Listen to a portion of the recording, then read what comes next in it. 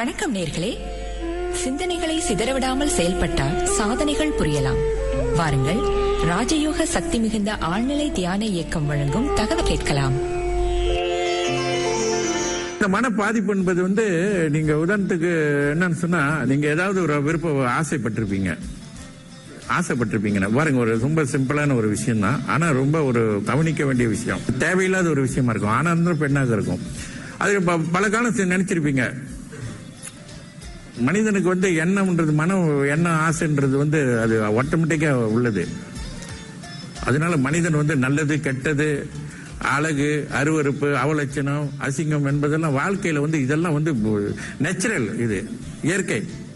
அது நம்ம எது தேவை எது தேவையில்லை, இது நமக்கு கூடாது அப்படின்றத நாம தான் முடிவு எடுக்கணும் இல்லையா? இவைகள் எல்லாம் கூடியதுதான் வாழ்க்கை.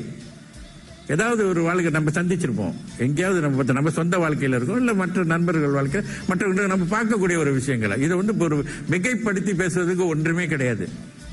ஆக இந்த மாதிரியான விஷயங்கள்ல ஏதாவது ஒண்ணு உங்க மனதை டச் பண்ணிருக்கலாம், அதை பத்தி சிந்திச்சிருக்கலாம். ஆனா அது நிறைவேற முடியாம அது அந்த ஆசை ஒரு நியாயமற்றதாக இருந்தாலும் கூட உங்கள் அந்த ஆசை நமக்கு நடக்கணும் அப்படின்னு நீங்க நினைச்சிருப்பீங்க. ஆனா நடக்காம இருக்கலாம். இது பல காலம் நினைச்சிருக்கலாம், பல சந்தர்ப்பங்கள்ல நினைச்சிருக்கலாம்.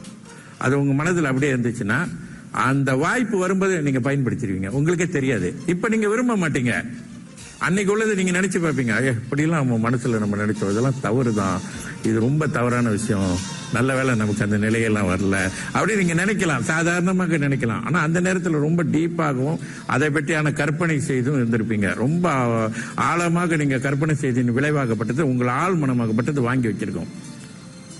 வாங்கி வைத்திருந்து அந்த பதிவுகள் பிரபஞ்சத்தில் பதிவாயிருக்கும். அப்ப எப்பொழுது அந்த வாய்ப்பு இங்க கிடைக்கும் போது நிச்சயமா உங்களை அறியாமே அதை தூண்டி விட்டுரும். உங்களுக்கு அது கண்ட்ரோல் இருக்காது. அந்த தப்பை நீங்க செஞ்சிருவீங்க. செய்த பிறகு வேதனைப்படுவீங்க, என்னடா இவ்வளவு நாள் இருந்து விட்டு இதை செஞ்சு விட்டோமே அப்படின்னு. ஏன்னா உங்க மனம் அந்த மாதிரி ஆற்றல் உடையது, மனதின் சக்தி. இது ஒரு விளக்கத்துக்காக சொன்னேன். ஆனா மனம் அப்படித்தான் செய்யும். எவ்வளவு ஒரு அபாயமான ஒரு விஷயம் பாருங்க மனதோட ஆற்றல். உங்ககிட்ட இருக்கக்கூடிய அந்த வைராக்கியம், அந்த நம்பிக்கை எல்லாமே இருந்தும் கூட இங்க உங்களால அதை தவிர்த்து கொள்ள முடியாத நிலையை உருவாக்கிறோம், தவிர்க்க முடியாது உங்களால. அப்ப மனம் சந்தர்ப்பத்தை காத்து கொண்டு இருக்கும். அந்த விளக்கத்தை தந்தவர் டத்துஸ்ரீ குருஜி அவர்கள். நேயர்களே, வளமான வாழ்க்கைக்கு சிறந்த சிந்தனை தேவை. அந்த தகவலை கொண்டு வந்தது ராஜயோக சக்தி மிகுந்த ஆழ்நிலை தியான இயக்கம்.